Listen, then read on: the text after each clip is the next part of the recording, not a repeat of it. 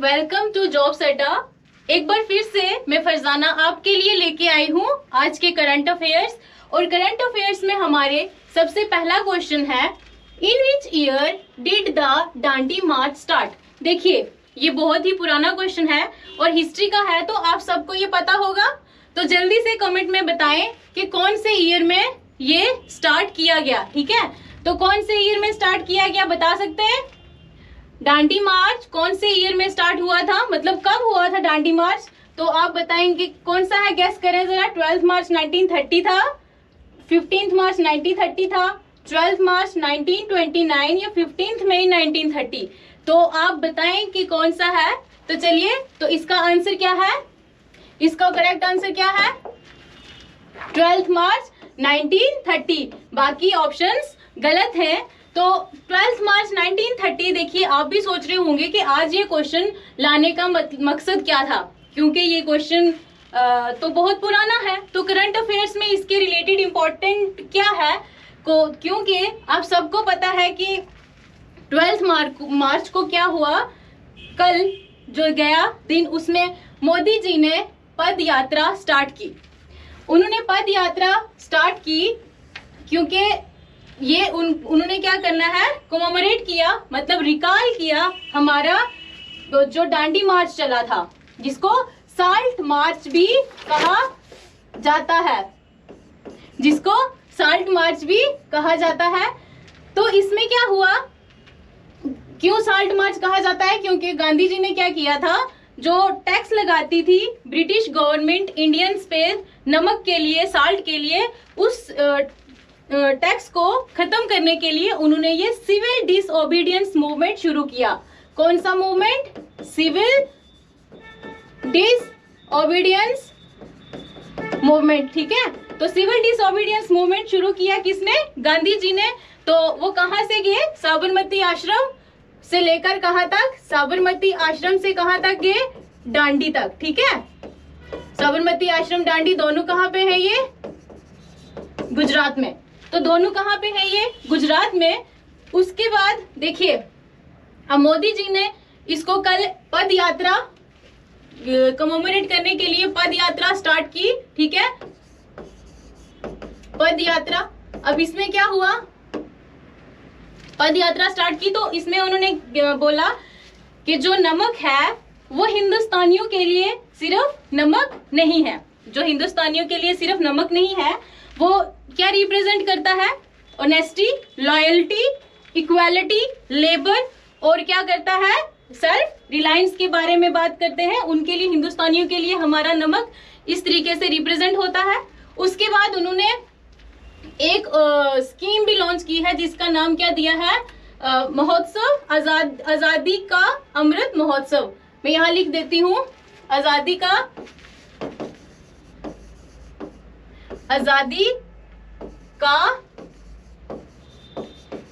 अमृत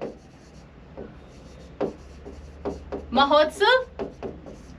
और इसके related important points कुछ इस तरीके से हैं कि इस पद यात्रा में, मतलब पद यात्रा पैदल लोग जाएंगे, 81 जो पीपल हैं वो पार्टिसिपेट कर रहे हैं। उसके बाद वो 25 डेज लेंगे। कितने डेज लेंगे?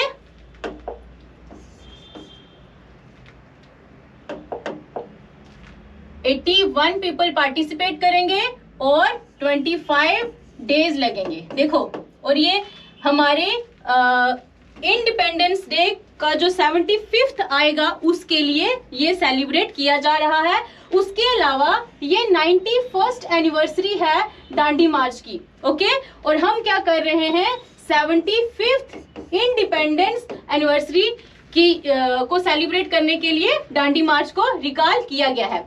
और इसके रिलेटेड 5 थीम्स हैं, जिसमें फ्रीडम स्ट्रगल है, एक्शन एट 75, मतलब 75 क्यों बोल रहे हैं? क्योंकि 75th जो है हमारी इंडिपेंडेंस इंडिपेंडेंस डे सेलिब्रेट करेंगे 75th। तो मुझे बताएं, सारे कमेंट में लिखें कि इंडिपेंडेंस डे कब सेलिब्रेट किया जा रहा है। थोड़ा होमवर्क आप भी कर लीजिए तो अच्छा रहेगा।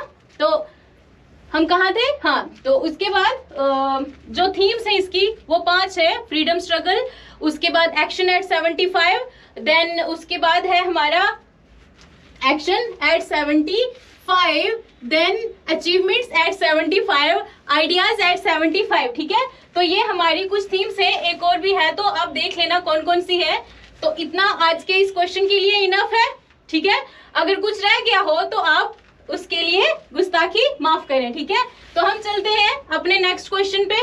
तो नेक्स्ट क्वेश्चन हमारा क्या क्या है, तो हमारा नेक्स्ट क्वेश्चन है क्वेश्चन नंबर 2। इसमें क्या बोला गया है, what is the position of India, India की पोजीशन किस पे, corruption perception index 2020। Corruption perception index 2020 में हमारे इंडिया की पोजीशन कौन सी है, तो हमारे इंडिया की पोजीशन देखिए ऑप्शन में क्या है, 99, 86, 80 या 72। तो हमारे इंडिया की पोजीशन कौन सी है, 86 पोजीशन पे हमारा इंडिया है करप्शन परसेप्शन इंडेक्स पे। और इसको कौन रिलीज करता है, ट्रांसपेरेंसी इंटरनेशनल।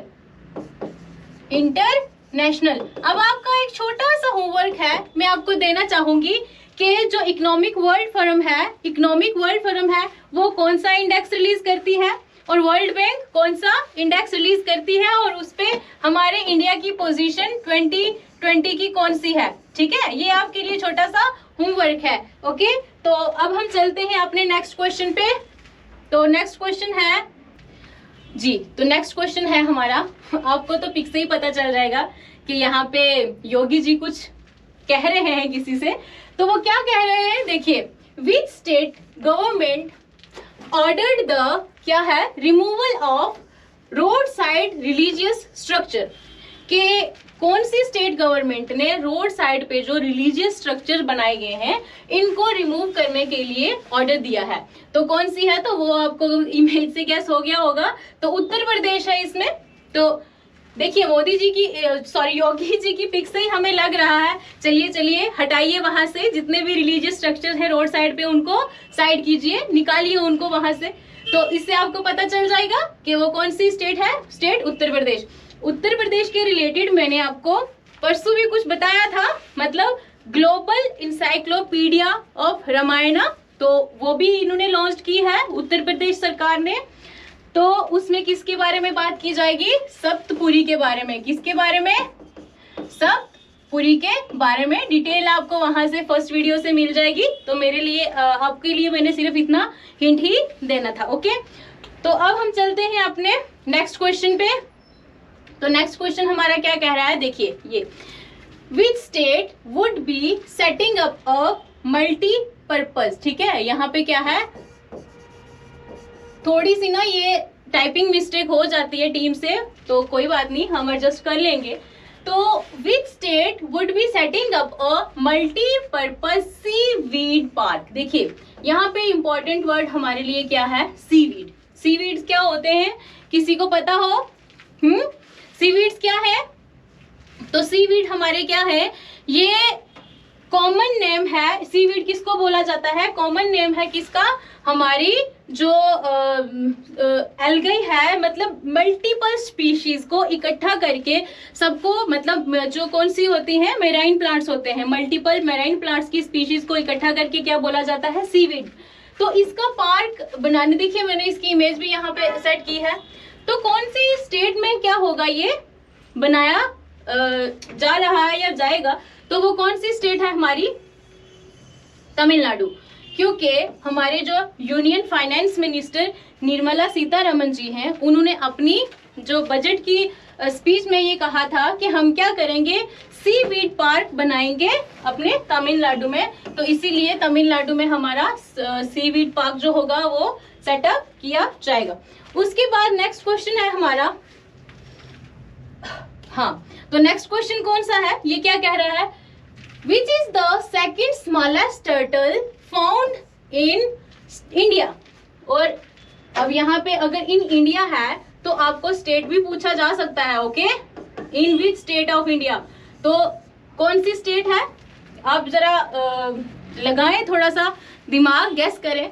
तो smallest turtle, second smallest, not smallest, second smallest turtle कौन सा है जो पाया गया है हिंदुस्तान में, उसमें ऑलिव रिडली टर्टल है, ग्रीन टर्टल है, लेदर बैक टर्टल है, या हॉक्सबिल टर्टल। तो इसमें कौन सा है हमारा?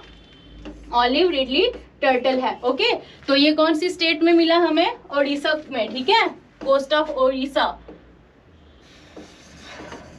ओके, ओडिशा में हमको ये मिला, ठीक है, तो वहां पे ये पाया गया है।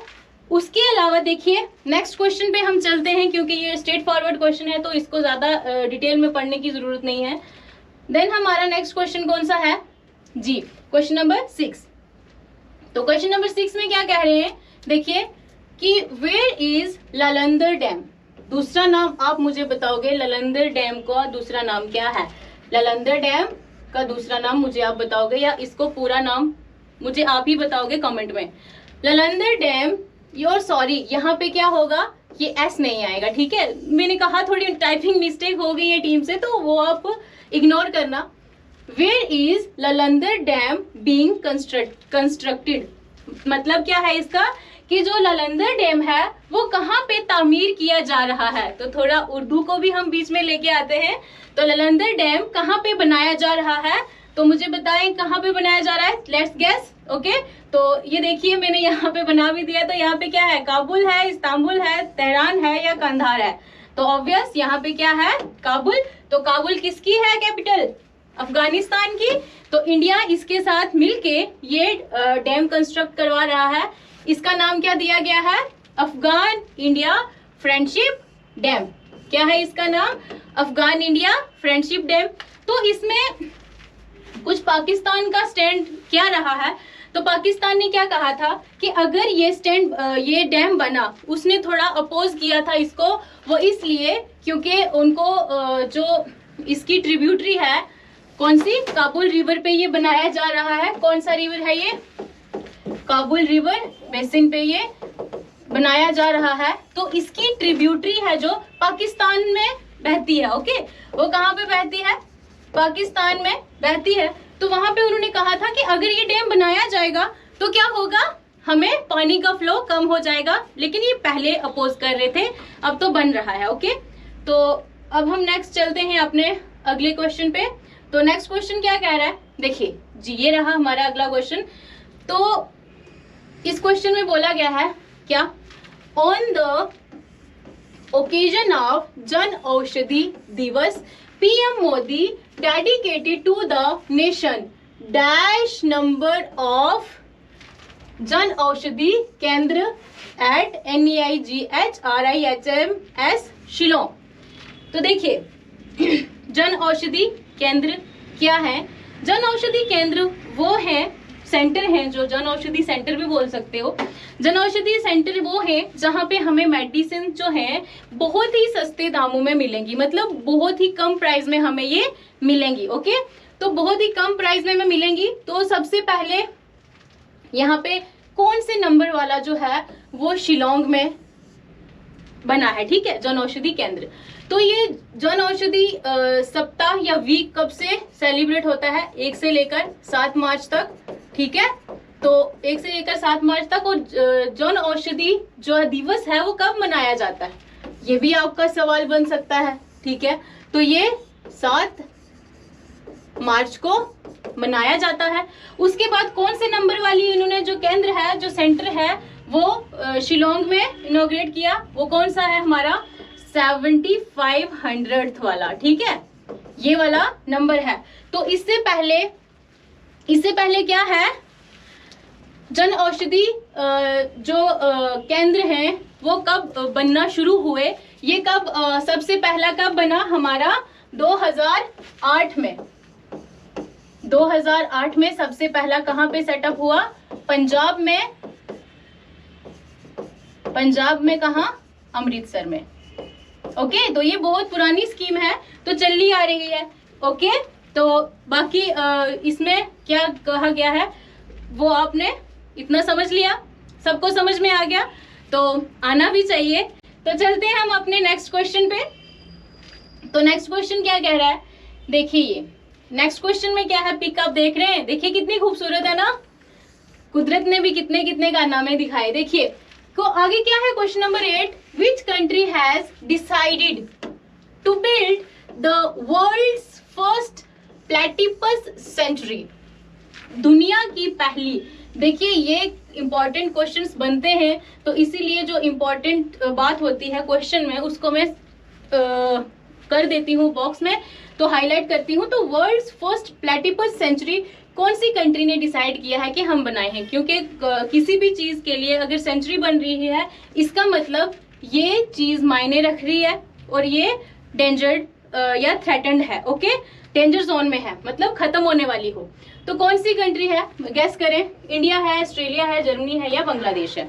तो ये कौन सी कंट्री है, ऑस्ट्रेलिया ने डिसाइड किया है। इसका राइट आंसर कौन सा है हमारा, बी ऑप्शन है।